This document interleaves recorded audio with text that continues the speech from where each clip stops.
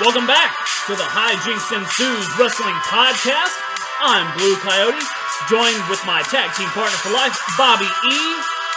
HEWP, the hoop, the ring, the squared circle, talking about all things wrestling today. How's it going? Couldn't be better. I was just thinking about wrestling because, well, I have nothing better to do. I would think that you're thinking about wrestling because I'm asking you about wrestling all the time now. This is true. I do have Google on my phone, and I use it to look up many things other than wrestling. Okay. I pick up what you're laying down. Yeah, mostly tits. I would not pick up a lot of things that you lay down now that you've said that. Yes, they'd be awfully sticky and probably smell funny. I ate a lot of asparagus. All right, as always, like we said last week on episode 1, you can find us at Instagram and Twitter at Hijinks Ensues, HIJINKSENSUES. I spelled it correctly this week. That is great, and I will still hold the same fucking bargain. I wrote it down that time. 100 of y'all subscribe. I'll fucking get on Twitter or Instagram. I don't know. Or both. How about that? Oh, God. Your phone would be blowing up. My phone. I'm watching enough wrestling on my phone. Like female wrestling. God. So, Nope. This is not... I guess you could consider this a bonus episode. It's really not, because it's not going to be released anywhere else other than the Ever. HEWP podcast. But since we both have the day off from work, it is New Year's. Again, Happy New Year. We decided to record this episode while we had the time. And we decided that this week, obviously we can't talk about this week in wrestling because we've already done that and the time hasn't changed. I mean, I could make up some stuff, but I really don't have the time or inclination to do so. Wait, they gotta pay to get this? No. Oh, okay. Oh, y'all are lucky. Woo! So, whenever we took our break and we took a listen to last week's episode, I want to apologize. There were some issues with the audio on that episode. Hopefully we've worked that out. If anything like that comes up, feel free to drop us a line, hate tweet us, whatever. Yeah, him. At Hijinks Ensues. No, just him. So this week's Rushmore is a little different. We are not going to be doing a comparative list because we both wrote down what we wanted to talk about, and we found that it was the same.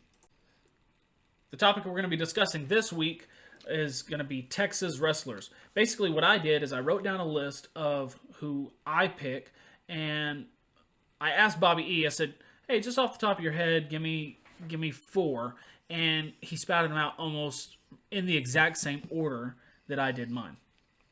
So I want to start with someone that I know Bobby E. is a huge fan of. He talked about him last week very briefly. Shawn Michaels. Yeah! So let's talk about Shawn Michaels. Love him! What do you love about him? He'll super kick you in the face. I thought you were going to say because he was a sexy boy. He is a sexy boy. Is but he a boy toy? He is a boy toy. Okay. I love the super kick. I think it's a great move. Since he retired, I have noticed that like everyone is now doing a super kick. Really? Yeah. I'll punch them in the face.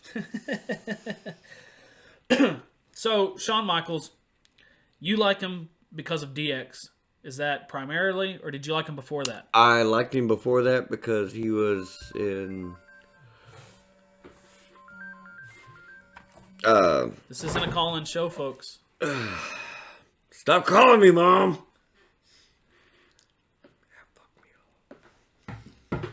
So, going back to Shawn Michaels?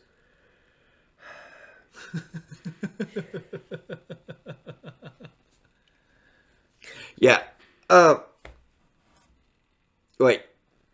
Oh, paused. Do what? Ah, crap. What are you doing? You're just like losing it right now. Yeah. I just melted down. Our live studio audience. Sorry, people. Sorry. All right. So I'd asked. Yes. DX, did you like him before that? Yes. I always liked Shawn Michaels. Did you like him as one of the Rockers with Marty Jannetty? Thank you. Yes. He was part of the Rock and Roll Express. No. And see, I know nothing about wrestling. Rockers. The Rockers. Just the Rockers. It's same thing. Yeah, it was kind of a newer version, I think. The hair was the same. They looked the same. They all look like Mullets. Barbie dolls. Mullets. Yeah, a little more style. I will say, I mentioned that everyone's using the super kick. There's a tag team out there called the Young Bucks. Don't know. They use the shit out of that.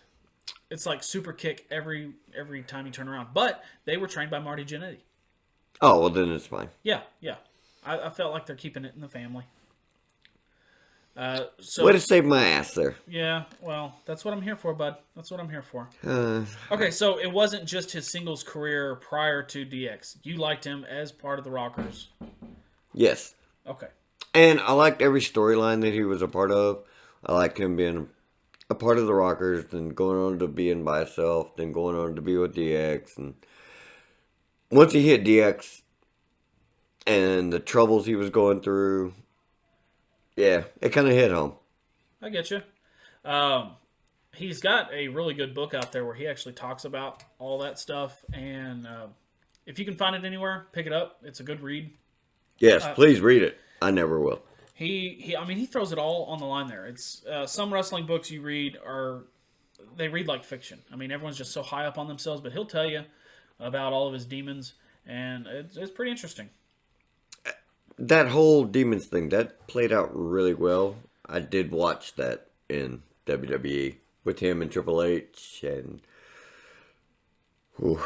yeah. I liked it too. I think looking back, there are times where I do have my problems with Shawn Michaels, but we all grow and change, and he has changed for the better, and he's doing great things now. I believe he's working with the WWE Performance Center and training young talent. I couldn't think of any better coach to have than Shawn Michaels. But that being said, whenever I think back to the Montreal Screwjob, whenever he screwed Bret Hart out of the title, well, that's iffy. I'm of the belief that was a work. It was okay. It was pre-planned by like everybody, Bret Hart included. Just like all wrestling. Yes, just like all wrestling. Oh, okay. I think it was a predetermined deal. I could be wrong. And I think that for the longest time, I didn't like Shawn Michaels because of it. And now whenever I look back, I just don't know if it really happened or not. I've heard a lot of sources say that it was a shoot. It wasn't a work. But jury's still out on that from me. Next on the list, someone that we... Yeah, because that segment went poorly. Went... agree to disagree, maybe. Stone Cold. Yeah. What don't you like about Stone Cold? I don't know. He just gets on my nerves. Dude, he got to punch his boss in the face. Yeah, he got to drink beer on the job. I know. Hell yeah. So, I'm jealous. That's what it is. Jealousy. Hey, you got a better head of hair than he's got. Way. I'm sporting the Stone Cold look. Yeah, that's great for audio. Well, I got a face made for radio, they say. Well, and I have super long hair. So the thing... that just keeps flowing and flowing. Now, the thing about Stone Cold is flowing. That, now he's out in Los Angeles or Nevada. He's got a couple ranches. And I don't think he spends a whole lot of time in Texas. I thought he was in San Angelo, for the holidays. Maybe. I don't know. I didn't go to San Angelo for the holidays. Oh, there was pictures. Okay. You know more than me. I know, but if you're seeing pictures of Stone Cold in San Angelo, I'm happy for you. I could have dreamed them. I bet you did. I bet you dreamed it. Yes, I dream about Stone Cold. Okay, well, the reason I put Stone Cold on this list is because I feel that wrestling came to a point where it was starting to go downhill again, and he offered a resurgence. I think a lot of the kids, like I said last week, that were watching in the 80s were growing up, and they wanted to stop watching wrestling. It just wasn't cool anymore. Now here comes a guy, Attitude Era is kicked off. He comes out and he says what he wants, and he does what he wants, and he's punching the boss, and he's drinking beer. There was no badder dude than Stone Cold Steve Austin. I agree. All right. I agree with you on that. It's not that I don't like him. I think he got too famous. Okay, I can see that. You felt like he was kind of shoved down our throats a little bit. Yeah, I liked him when he was a nobody. When he was Stunning Steve Austin. Stunning Steve Austin. Thank you. WCW. Yes. Him and Flying Brian Pillman. Yes. Yeah. I liked him all right there, but I guess whenever I look at his stuff there, I'm not really looking at a promo or a style. Just based on talent, I thought he was good. Yeah. But whenever he got to WWE and he had that opportunity on the microphone to say what he wanted and be who he was, it was like he took himself and he just elevated it. And he'll say that it is basically like you turn up the volume. Yeah, he blew the fuck up. That's the character. Have you ever seen his show that he does? No, I haven't. It's pretty cool. It's on the USA Network, and they had one season. Basically, he meets with people who aren't wrestling personalities, and they go and they do some cool shit. Like, they'll shoot guns and blow shit up and I did not know this. do some race car driving. It's kind of like this podcast. Take someone that is not involved in wrestling, and then, well, you know. Oh, that was me looking over my shoulder to see who he's talking about, by the way, folks. Oh, yeah, because Bobby E has pulled out all the stops on this episode, and he knows some things. Yeah. I am actually really impressed with the level of knowledge falling out of his face right now. Yes. You count to 3 to win. Yes. That's it. That's all you know? Or you can hit people with chairs. No, you can't. Hit them with... You're not supposed to. Not unless it's a TLC match or a street fight or the ref's not looking. So you hit people with chairs. I do this in real life. Steel chairs. Yes. Everything is steel. What? The steel ropes, the steel mat, the steel concrete. It's all steel. Yeah. Yeah. I do this in real life. What do you do in real life? Hit people with chairs? Yes. Like if somebody's in line at the grocery store in front of me and they have more than 15 items in the express checkout. Not today, Grandma. No, bitch. Chair. Right to the face. And that's the bottom line, because Bobby E says so. Oh, I like that. See? I'm going to start saying that when I beat old ladies with a chair. Maybe we can put it on a shirt. Bam! That's a shirt. All right. What else you got? Shirt-wise? Yup. I don't know. Probably hashtag HEWP. Is that on the internet anywhere? It is at Instagram and Twitter at Hijinks Ensues. Ah. On Instagram? Yeah. Huh. What about Twitter? Same thing. Huh. I'll tell you what. If we get 100 subscribers, I'll join that bullshit. Okay. Are you gonna? Don't say you're gonna send pictures of your feet. I will send pictures of my Don't, feet. man. Okay, between the breaks, between doing these two shows, I got like 10 pictures of your feet. It was, I want to say 5 of the left and 5 of the right, but it could be 6 and 4. I'm not sure. Oh. Well, you'll just have to stay tuned to see. Okay. So, moving on. Who we got next? Texas wrestlers, Undertaker. Greatest ever. Now. Nope. What? That's the end of the podcast. Oh, is it? Fucking greatest ever. No. Not the greatest ever. I gotta pause here because I'm thinking. Whoo! Oh my God. Go ahead. Ric Flair is not from Texas, so don't hit me with Go, God, fuck Ric Flair. Oh my God. Ric Flair, greatest champ of all time. The grossest. Okay. So Undertaker, yes. The reason I have to pause is because a lot of people know he's from Texas. He lives in Texas. But his character, The Undertaker, was billed from parts unknown. Okay. Everybody knows Texas. There's parts of Texas unknown. Yeah, there's parts of this county I don't even know. Yeah, there's parts of down your street. I can't even tell you how to get fucking back here. But Mark Calloway, The Undertaker, he's from Texas, and he got his start early on. He was in Houston wrestling, and he also had a little run in WCCW. Okay. So he's had such a long career. He was in WCW, and they basically told him no one's ever going to watch you, no one's ever going to pay money to see you, and they just cut him loose. And then, if you'll listen to interviews, he said Vince McMahon called him up. He answered the phone, and Vince just says, "Hey, Undertaker, you coming to work?" And he kind of paused for a minute, like, "Oh, I'm not the Undertaker." And then he just realized that's who his character was going to be, and he said, "Yep, I'll be there." And then they were off to the races. All right. Can I kill you with this one? I've heard there's more than one Undertaker. There was, the Undertaker suffered an injury, and so they had someone else that they put under a mask and brought him out. And then whenever the Undertaker did return, you had Undertaker versus Undertaker. It was Kane. Was it Kane? I believe it was Kane. Yeah! I know something about wrestling, folks. That's why you're listening to a wrestling podcast. They're listening for me. Oh, yeah. Mainly you. But mainly my feet. What? I'll send pics. Don't 100 subscribers. Don't send pics. But we do want the subscribers. So if you're into that sort of thing. Nope. See, he didn't want subscribers.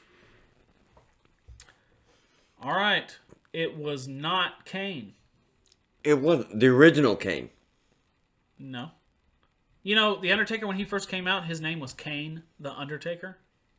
Ah, all right. But well, I looked it up on Google really quick. Oh, because Google's always right.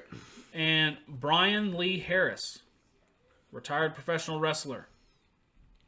He's known for ECW, Smoky Mountain Wrestling, TNA, under Brian Lee, with the World Wrestling Federation as Chains, and was also the imposter version of The Undertaker.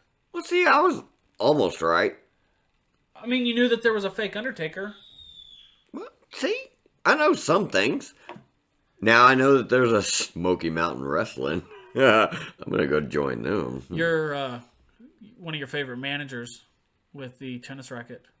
Used to run that. Hate that guy. Jim Cornette. Yeah. Okay. Didn't you have lunch with him yesterday? No. Oh, good. Why would I have lunch with Jim Cornette? I don't know. I mean, I would. Mr. Cornette, if you're listening and you want to go to lunch, I will pay. I won't. I'll break that fucking tennis racket over your head. I'm sure he doesn't carry it around with him everywhere he goes. He does. He's in every episode with the tennis racket. So, going back to Undertaker. Oh, yeah. So he comes in. He's got the cool gimmick. He's got Paul Bearer with the urn. He beats Hogan for the title.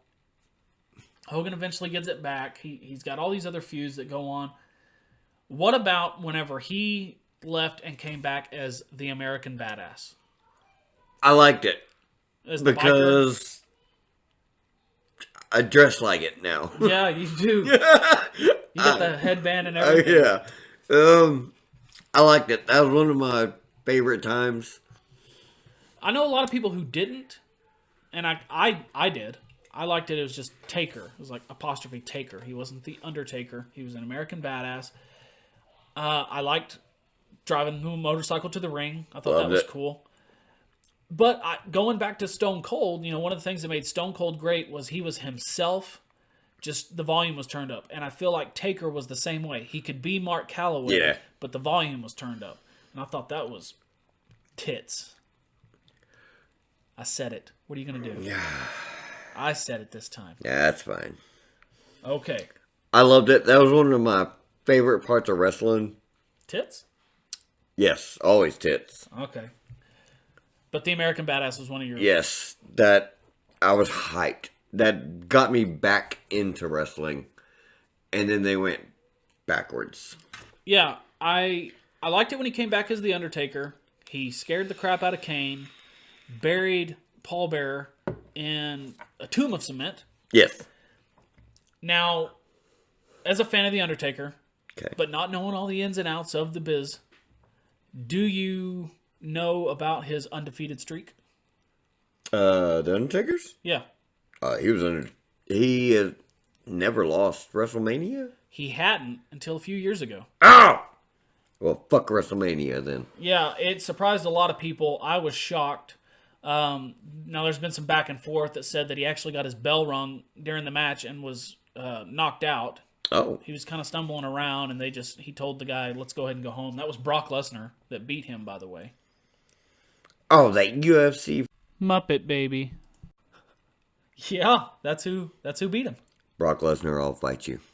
I would pay good money to see that. My name is... Beep. Yeah. Fuck that. All right, so a little bit of context going to our next pick. Bobby E and the Blue Coyote are in Central Texas. If you don't know where that is, it's close to Austin. We are Texas born and bred. Love the state. So the next person, well, persons actually, on our list, whenever I think of Texas wrestling, this is who I think. I'm talking about the Von Erich family. Grew up, loved them, watched them, seen them live Yeah. hundreds of times. Yeah, when I was a kid growing up in the Metroplex, I saw the Von Erichs several times. That was the wrestling that was on in my house, WCCW World Class Championship Wrestling. I can sit down to this day and you could tell me, hey, we're going to watch a Freebirds and Von Erich match. I am there, and I will watch several of them back to back. Yeah. Love it. Do you have a favorite Von Erich brother? Oh, shit. No. I'll tell you, mine's Kevin. I was going to say Kevin, but that's cliche. Well, no, a lot of people would say Kerry because like- he went to WWE and was the Texas Tornado. Yeah, I liked Kevin better. Was it because he wrestled with no shoes? No, And you got a feet I thing? hated that. Any wrestler that wrestles with no shoes, no, stop. My thing about Kevin is that I felt like he was the quiet leader of the group. Was he the oldest? Yes. All right, that's why I like him. Because And you're old. I'm 37. Oh, I'm 18. Okay.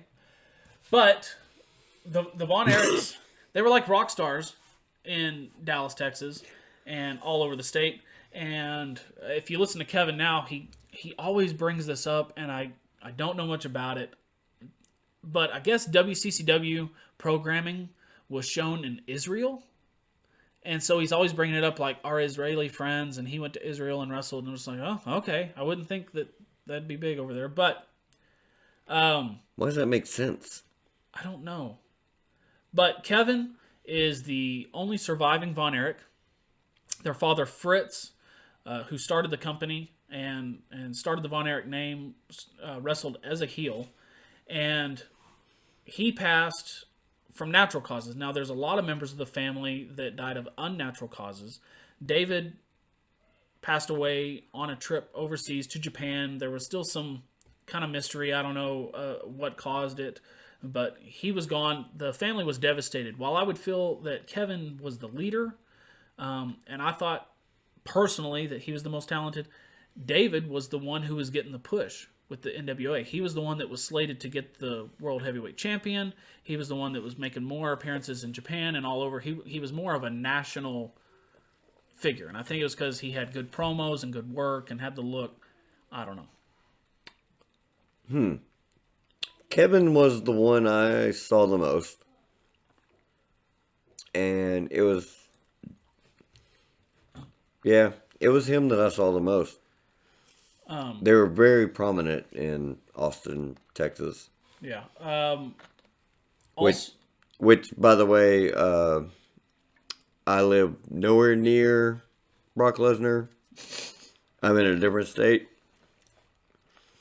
Okay. But Yeah. Well, that's good to know. He's in Minnesota, by the way. Yes. It's very sunny. And No, I'm saying Brock Lesnar lives in Minnesota. oh, Kevin now lives in Hawaii, and his two sons wrestle. my And bad. Carrie, his daughter wrestled for a time, Lacey Von Erich. She did all right in TNA, but the two younger boys, they're doing really well in the independent scene. I would like to see them on TV soon. I think they're tailor-made for AEW. I would love to also see them in New Japan. I think that'd be awesome. They might have already appeared for New Japan, and I've just missed it. I'm getting back into it, and I'm watching everything I can. So that's pretty good. But Kevin, whenever he was inducted into the Hall of Fame, and in several interviews since, he has always said that a lot of people say poor Kevin, and they feel bad for him, but he feels like he's lived a blessed life, and he's doing really well. I wish I could live in Hawaii. Well, you can. Well, how are we going to do the podcast if I'm in Hawaii? We'll both move. Okay. You gonna come and we'll have a farm? Coconut party. A coconut party. Okay. Tits. Tits. Stop saying that. I will say whatever I want, sir. Okay, it's your podcast. It's our podcast. Nope. I'm just here to fill in the blanks. Okay. Ah! Oh, it's a crit. So we talked a little bit about Shawn Michaels, Stone Cold Steve Austin, Undertaker, the Von Erich family. All great Texas wrestlers and people that come to the front of my mind whenever I think about Texas wrestling. You got any shout-outs that you want to do this week? Oh, yes. Jason Massey. He used to host a wrestling podcast that I am unaware of. And now he hosts my favorite Dungeons and Dragons podcast, DNR. Nerd. Dungeons and Randomness. After you give us a listen, go listen to them. And tell Jason he owes me $5 for this. Okay. Well, Tits. I think that's going to be all the time we have for this episode. We thank you again for joining us. And again, Happy New Year. Hijinks Ensues Wrestling Podcast, HEWP. Peace. Tits.